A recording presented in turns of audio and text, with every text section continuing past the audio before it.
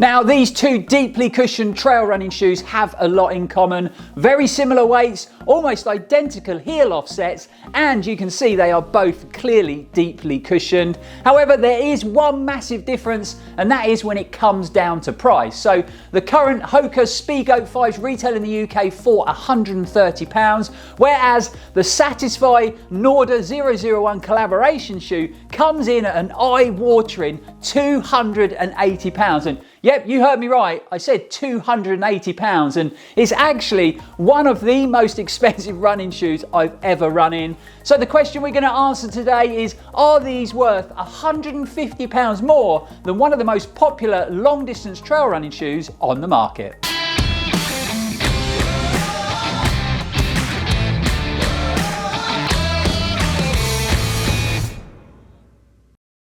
Welcome back everyone, I'm Lloyd Purvis and this is Run4Adventure. Thanks for joining us for another video, and I hope you've all had a brilliant weekend full of running adventures. Now, if you've just discovered Run4Adventure, well, thanks for watching, it really is appreciated. And if you enjoy what you see, why not consider subscribing to the channel? Only takes a few seconds to do and it is completely free, but it really does help the channel sort of reach a wider audience.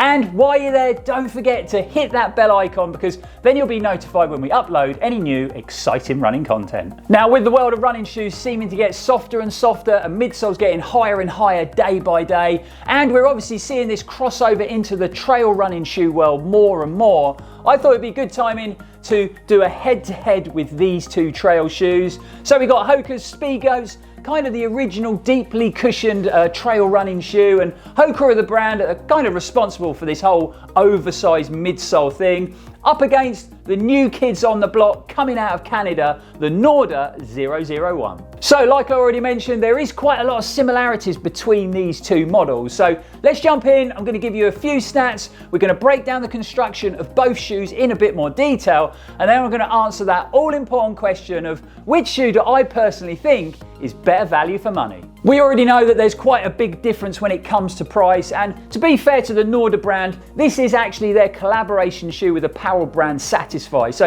it is a bit more expensive. You can actually pick up the standard version of these for £220, so yes, it is a bit cheaper, but it's still a pretty expensive pair of trail running shoes. Weight wise, there's only 7 grams in it, and I've got both shoes in a UK 10, so the Speedgoats come in at 308 grams, whereas the Norda are slightly heavier, 315. I went up half a size in both shoes, and I'd say they fit perfectly on length, so they do size up a little bit on the short side. Very similar to the weight. When we look at the heel offset, there's only 1mm in it, so Hoka have opted for a 4mm drop, whereas Norda are using a 5mm drop. So you can see very similar when it comes to weight, length and heel offset. So lots of things crossing over when we look at the specs of these two trail shoes, and this pattern kind of continues when we start to look at the construction. The most obvious one being that both brands have opted to use the super sticky rubber compound Vibram Mega Grip with a 5mm lug depth. However, Norda are using a slightly different variant on their shoe, and they've gone for the performance-driven light-based Mega Grip. Now, this delivers a 30% weight reduction through reducing the thickness of that rubber without compromising grip, traction or durability. But to be fair, all in all, both very similar performing outsoles. Midsole stack heights are very similar between the two shoes. However, the brands have opted for different compounds in that midsole that do offer different levels of cushioning underfoot. So Hoka have gone for their lightweight in-house midsole compound to deliver high levels of comfort from a deeply stacked cushioned midsole, while remaining reasonably responsive when you're running on uneven technical trails. Norda, on the other hand, have opted for a midsole compound that they've sourced externally from outsole specialist Vibram. So this is their SLE EVA cushioning, and this was the first time I'd ever seen or run on a midsole that's been developed by Vibram. It's claimed to be 30% lighter than standard EVAs, while offering you that sort of perfect balance between comfort and connection. So very similar to the Speedgoat, it's been designed to handle a big mix of terrain and weather conditions, whether you're running long or short distances, but it will still allow you to feel those trails underfoot. The upper design and construction isn't a million miles away. However, I would say the Norda 001 definitely has the lighter of the two uppers. I was actually really surprised with how stripped back this shoe is, considering it's been designed to handle long distances. I would say a big selling point, probably the biggest selling point, is that the brand have opted to use a bio-based fabric called Dyneema. This fabric is actually 15 times stronger than steel of the same weight, so pretty tough material, should make it very durable. So the 001 should stand up and hold up to all the wear and tear that we put our trail running shoes through. Padding is very minimal when it comes to the gusseted tongue, so literally no padding in there at all. And if I'm honest, I've never been a massive fan of this. It's pretty much the same story when it comes to that heel and ankle collar, so very little structure. You know, I can literally fold that down into the shoe, so no real substance at all, and you only get a little sort of zone of padding on the inside and the outside of that ankle collar. It's a very similar story when it comes to the design of the tongue on the Speedgoat 5. So again, it's gusseted in that upper, but it is very thin in design. Quite a bit different in the back end of the shoe this time around though. So we've got a heel cup, we've got some structure around the ankle collar, giving it a bit of substance and rigidity.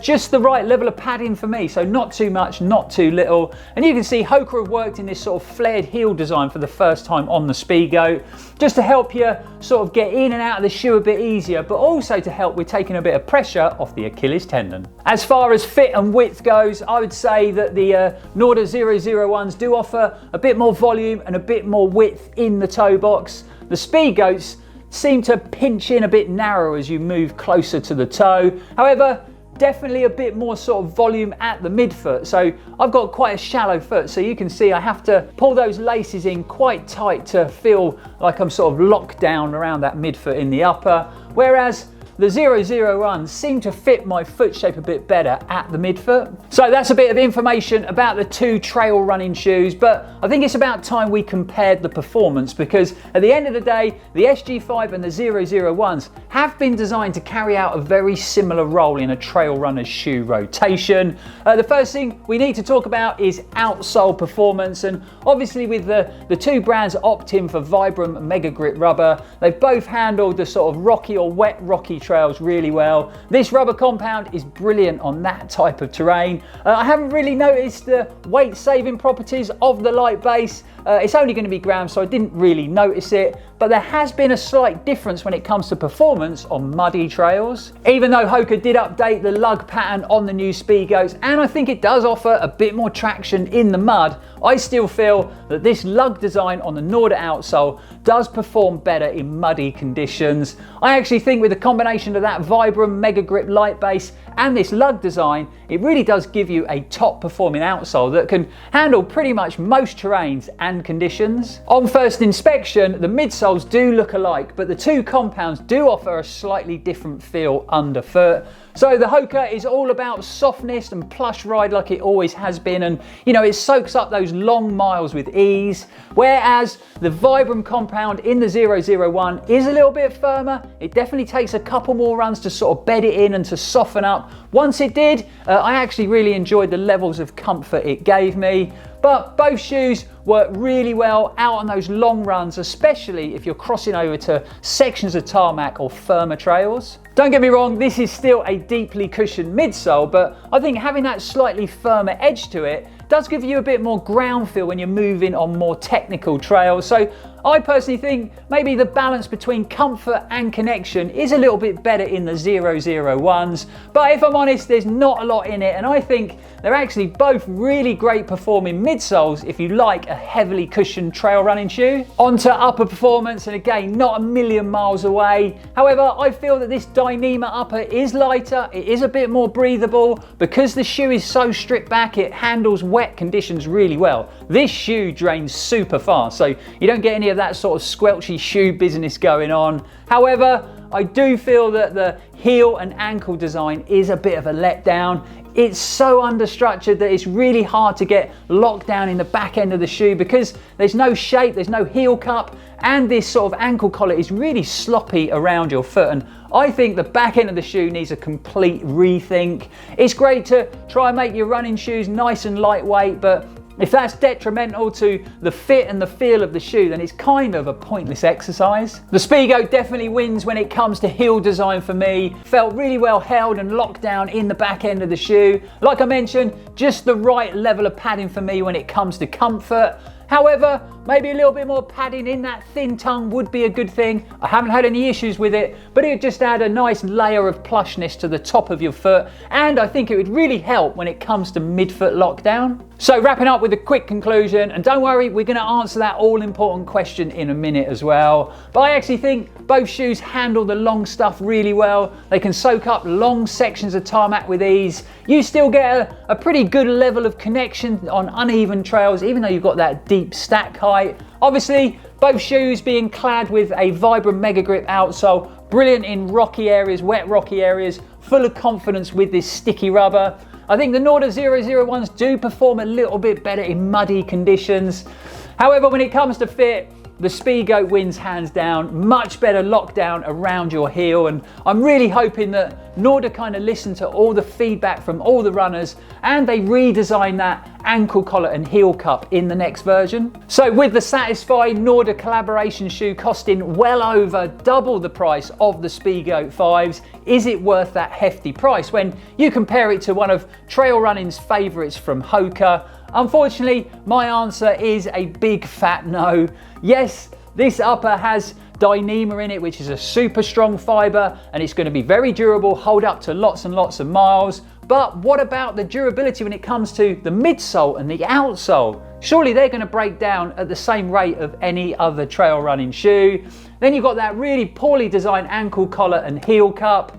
You know, don't get me wrong, there's some elements of this shoe that I really like. I think the Vibram midsole has been a bit of a revelation. Love the levels of comfort and connection it gives. And I've also been a big fan of Vibram Mega Grip rubber on an outsole. However, I don't think that justifies that slightly crazy price tag of £280. Surely if you went out and bought 2 pairs of Speedgoat 5s for £260, that would give you £20 change for, say, a bag of chips and your bus fare home. That's got to be a better option. You could run the 2 shoes in rotation so you're not constantly running in the same shoe, which really helps when it comes to durability and the lifespan of a running shoe. Or you could even buy a pair of these for spring, summer and autumn and get a pair of, say, Innovate's X Talon 260s for the wetter, muddier months. And, you know, that gives you really good options when it comes to your trail shoes and all year round running. Obviously, Norda are a much smaller brand than Hoka, I understand that. And they are still relatively new to the whole running shoe industry.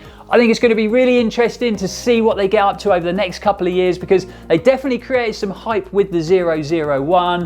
Hopefully they can get some of their production costs down a bit and they can start to develop, you know, slightly more affordable trail running shoe options. So there you have it, folks, another comparison review crushed at Run4Adventure. Really hope you enjoyed it, really hope you found it helpful. I'll leave a link for the Speedgoat 5 and the Norda 001 in the description below if you want to find out any more information. And we've also actually filmed a full in-depth review on both trail running shoes, so I'll leave a link for that down there too. If you'd like to show your support of the channel, you can do so. We've got some amazing merchandise available at run4adventure.uk, or you could support the channel through our Patreon page for as little as £2 a month. Not only is it a massive help to the channel, but it also opens up a world of Run4Adventure perks. But until next time, folks, thanks for watching, thanks for supporting, it really is appreciated. We'll be back here very, very soon, and as always, stay safe and keep on running. Welcome back, everyone. I'm Lloyd Purvis, and this is Run4Adventure. Hope you've all had